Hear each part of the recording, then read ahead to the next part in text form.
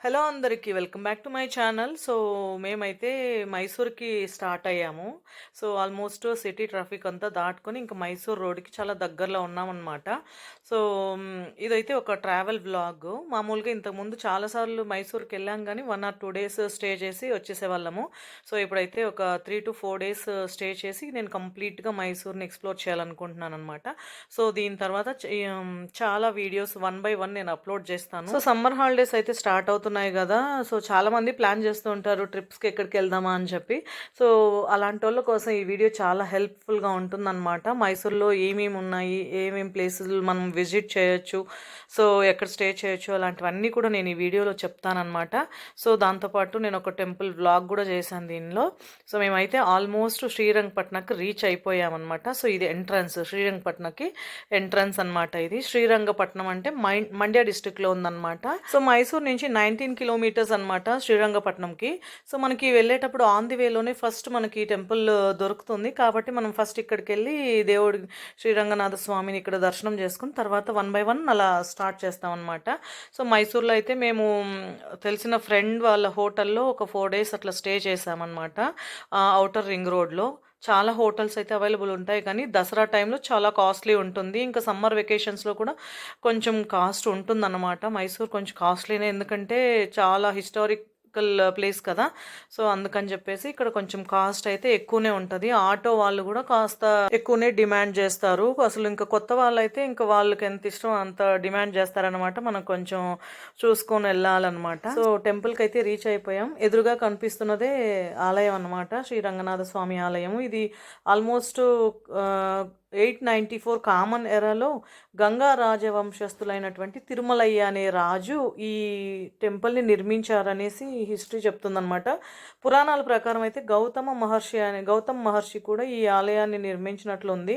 So ఇదైతే చాలా అంటే చాలా ఓల్డెస్ట్ టెంపుల్ అనమాట. మనకి లోపల చూస్తే మనకి ఆటోమేటిక్గా అర్థం అయిపోతుంది ఎంత ఓల్డ్ టెంపుల్ ఇది అని చెప్పేసి. దీనికి ఇంకొక ముఖ్యమైన విషయం మనం తెలుసుకోవాల్సింది ఏంటంటే మహావిష్ణువు స్వరూపమైన శ్రీ రంగనాథ స్వామికి ప్రసిద్ధమైన క్షేత్రాలు 5 ఉన్నాయన్నమాట.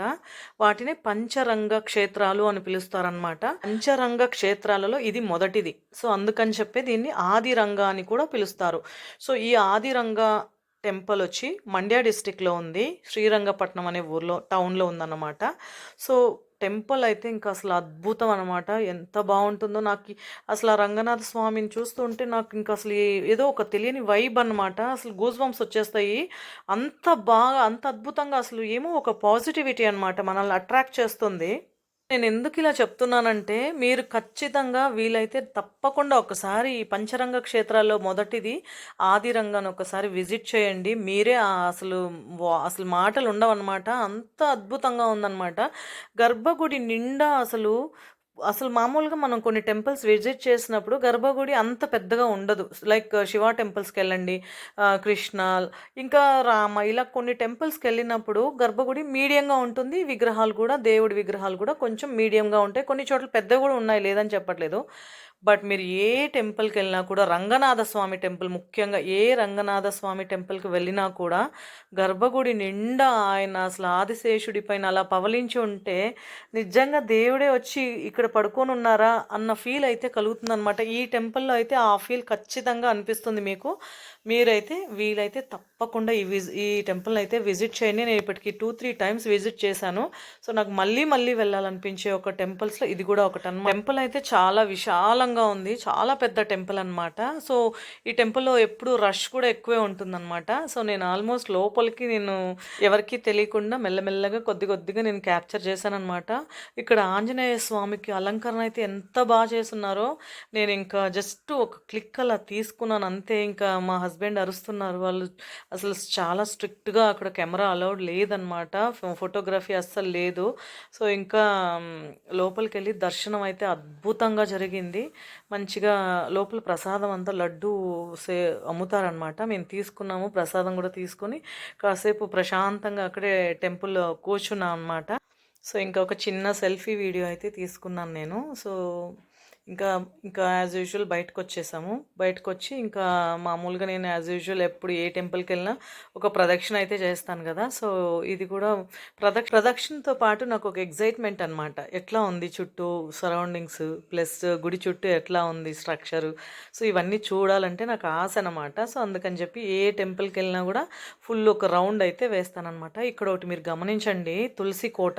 సో, ఇదొకసారి చూడండి. తులసి కోట ఒకే స్టోన్ పైన ఎంత అద్భుతంగా చెక్కారంటే చాలా హైట్‌గా ఉందనమాట తులసి కోట కూడా. దీని గురించి నేను లాస్ట్‌లో ఒక క్లిప్ యాడ్ చేశాను. దాన్ని చూడండి, మీకే అర్థమవుతుంది ఎంతో అద్భుతంగా ఉందని చెప్పి.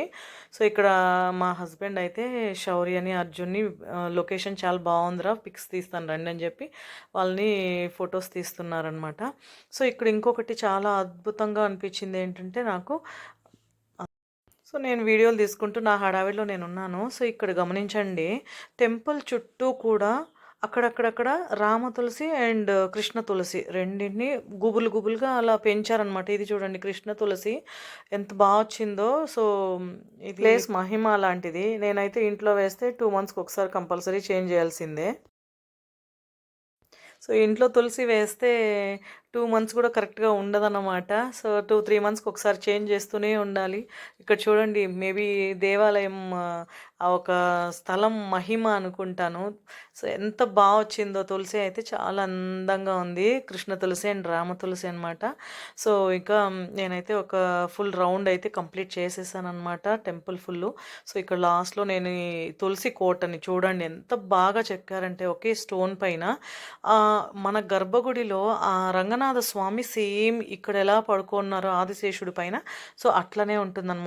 లోపల కూడా అమ్మవారు శ్రీవారి పాదాల దగ్గర ఉంటుందన్నమాట, కూర్చొని ఉంటారు. సో ఇక్కడ యాక్చువల్‌గా ఆ కాలంలో కొంతమంది ముస్లిమ్స్ హిందూ దేవాలయాల పైన చేసిన దాడిలో కొన్ని టెంపుల్స్‌లో అక్కడక్కడ కొన్ని పగలగొట్టేశారనమాట. ఇక్కడ చూడండి, ఆదిశేషుడి తల కూడా కొంచెం విరిగిపోయింది.